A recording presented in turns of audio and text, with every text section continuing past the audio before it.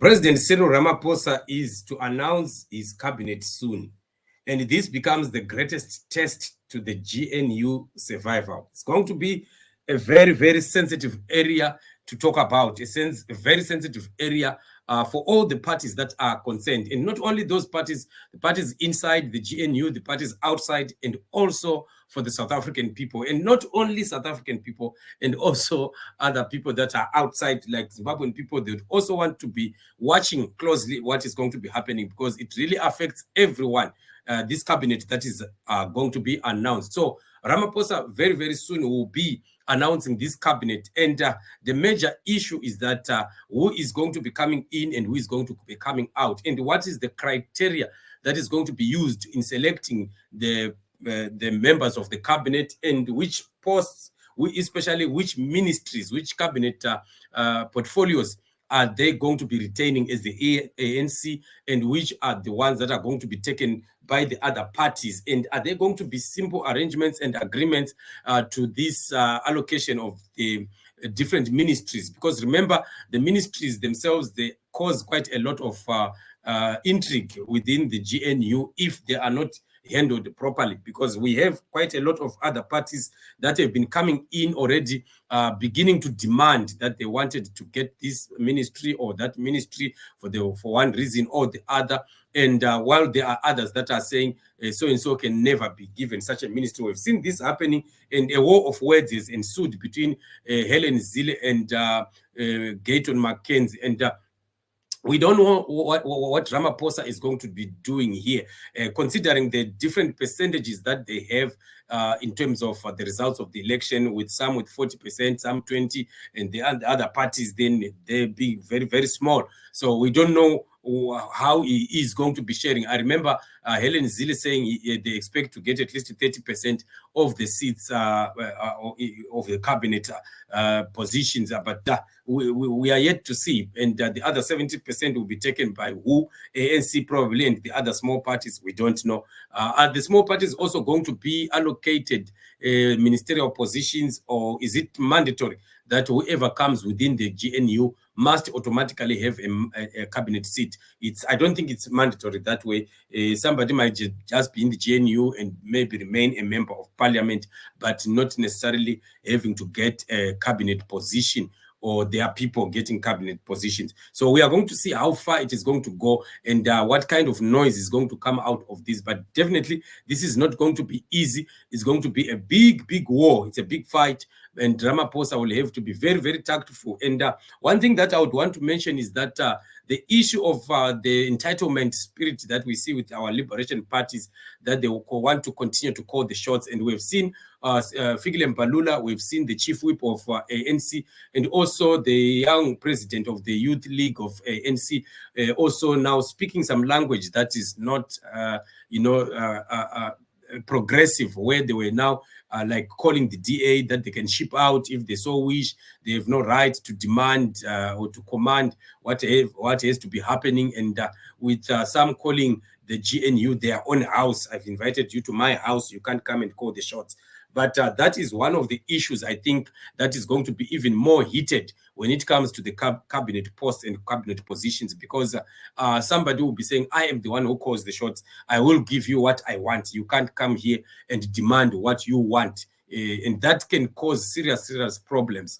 And remember, the survey that was done, it indicated that the GNU is going to collapse. And besides the survey, we have again given you the word of the Lord, what God says about this scenario that is in South Africa. And we've indicated that the Lord has spoken and said that this organization or arrangement is not going to last for a long time. It is just going to run for a few months, and it is going to collapse. And the signs of collapse can be seen when people start to, throw tantrums at each other, and we start to have others threatening others. And that already is a sign that things are not well.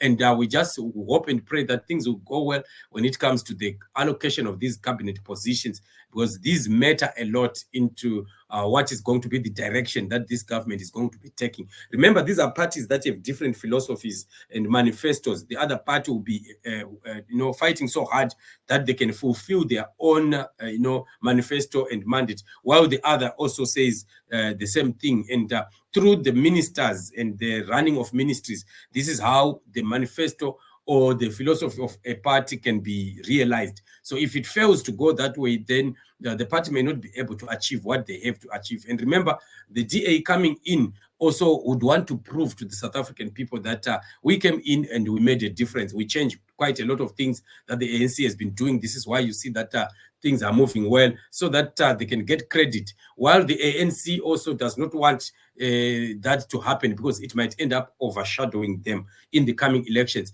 That's why they would want to still run with their own manifesto, and that may tempt them to get to a point of wanting to push their own ministers, their own cabinet ministers, into positions of those most sensitive cabinet positions and ministries. And that could cause a noise, because both parties want to achieve something and want to prove to the voters that we are worth our salt. And while the others are saying, no, you are coming here so that you can expose us to the electorate. So if you do expose us, next time the elections are coming, we are doomed. So this is going to be a big fight. And I'm telling you, I don't know how Ramaphosa is going to be handling this. But let us just take a listen to a discussion that has been held courtesy of the SABC over this issue. And we just want to hear what other analysts have been saying about it. So, who will be in Ramaphosa's cabinet? To help us discuss this, we joined virtually by a political analyst based at Nelson Mandela University,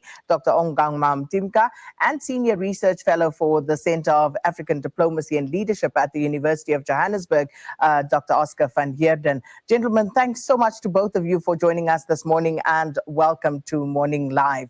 Now, just taking a look at where we find ourselves, the country currently in a state of eager anticipation, I would say, to hear who makes it and who doesn't make it onto President Cyril Ramaphosa's cabinet. But what are your thoughts in terms of just how to approach this, given what we've heard, what we've seen play out so far? Dr. van Heerden, let me start with you.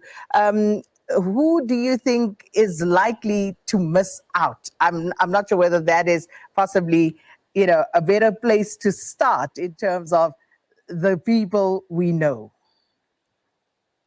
Good morning, Sakina.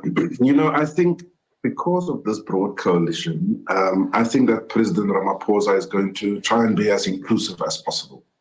And what I mean by that is I think that the DA is going to, of course, get a few ministerial posts, one or two deputy positions.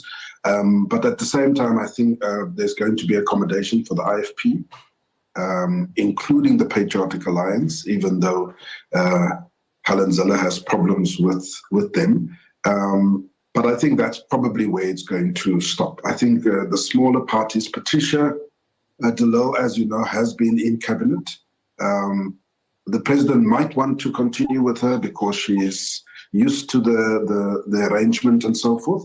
But I'm not sure if she's going to necessarily return to this cabinet. Dr. Timka, let's hear your view, given that the Democratic Alliance through Helen Zille has said they expect to occupy at least 30% of those positions, if I understood her correctly. So the underlying idea there, Sakina, is that politically, it's political balance, actually. So previously, this had to be a factor mindful of dynamics in the ANC. Remember, to stay in power in the ANC, you need allies from national to local levels who help you to secure your position because they bring constituencies. Now, that idea has been broadened, and the ANC is undergoing a significant transformation in terms of which some people are going to be rubbed the wrong way. Likewise, the idea in this government of national unity is as much about the parties around the table in the GNU as it is about the optics of it as far as ANC politics are concerned. So while I think that because of the limitations that President Cyril Ramaphosa has, in terms of number of ministries, I think it would be a wise thing to do politically to cast his eyes wider than the GNU, in fact, if the idea of this being a GNU is going to survive. So I don't think the DA may get 30%. They probably would get about 20 to 25%. And the president would probably try and bring in two other parties that are not formally in the GNU, because politically what that does is it helps him stymie the framing within the ANC that, in fact, this is a grand coalition with the DA. So I think that they will try and neutralize that. Also, it's not just about numbers, but which portfolios. And my view is that there's going to be a lot of contestation. I think the finance ministry would generally not be that much contested. But as far as other economic cluster portfolios, there may be some huge fights there, with the ANC wanting to retain as many of those that are close to its policy offering as possible. Right. So this is what the other analysts also are saying about this, which is quite very, very true, because the fight will remain, each party wanting to prove that they can do things in a better way, and their driving force will be the ministries. And if they happen to lose those ministerial posts now, they may not be able to implement, like I've said, implement what they need to achieve. And every party needs to prove to the South African people that we are the best. The ANC trying to recover, while the DA is saying we came in and we changed the status quo. So we are still watching to see what is going to be happening. But indeed, it is going to be very, very exciting what will be happening exactly on the very day. And I'm sure by the announcement of the cabinet, we will make sure that we go live, so that everyone can be seeing it live and direct and hearing it right from this platform. So whichever day it's going to be, we are going to make sure that we notify you in time, and then we can also be tuning in so that you can hear it live. And then that's where it will tell where this direction is going, the direction of this GNU, and of course, the general lives of people, how they are going to be affected by the outcome of this cabinet that is going to be introduced. So this is it, family. Just some of the updates that I'm just giving to you as we continue to go throughout the day. So as always, we want to continue to encourage you to subscribe to the channel, to also like and to share. And do not forget, as always, to remember to put the like button, and also put comments on the show, so that we can also know what you think about this. Otherwise, remain blessed, family. Thank you so much for joining me. We shall be meeting in the next show.